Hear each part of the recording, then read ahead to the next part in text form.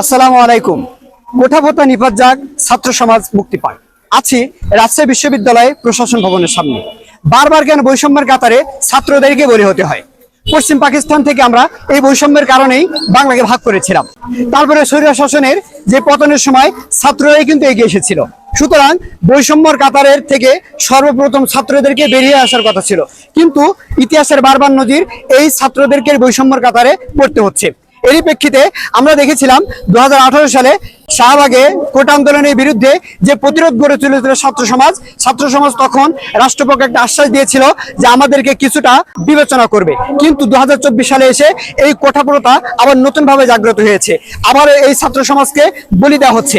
যেখানে সারা বিশ্বকে গড়ার জন্য বাংলাদেশ ছাত্র সমাজ দিন দিন এগিয়ে যাচ্ছে, সেখানে ছাত্র সমাজকে বলি দেওয়ার জন্যই আজ রাষ্ট্রপক্ষ উঠে পড়ে লেগেছে।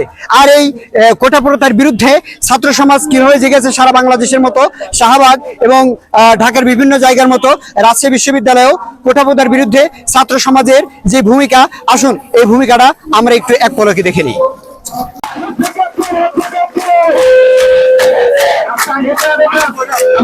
মুষলধারে বৃষ্টি হওয়া সত্ত্বেও কিন্তু রাজশাহী বিশ্ববিদ্যালয়ের ছাত্ররা তাদের দাবি আদায়ের জন্য মেন গেটের সামনে রাস্তার মধ্যে বসে পড়েছে এবং তাদের দাবি আদায়ের জন্য বিভিন্ন স্লোগান ও দেশাত্মবোধক গানের মাধ্যমে সকলকে উজ্জীবিত করে রাখে।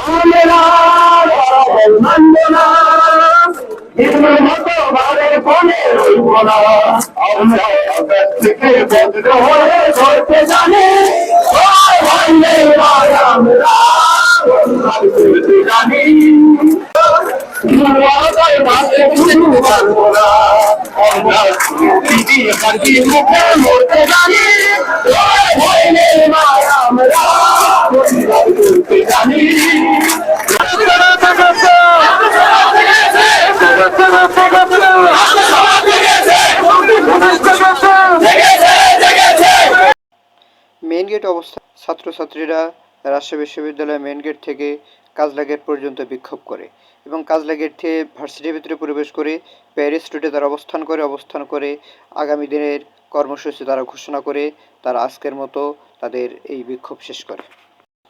পরিশেষে বলবো, কোটা প্রথা নিপাত যাক, ছাত্র সমাজ মুক্তি পাক। আল্লাহ হাফেজ।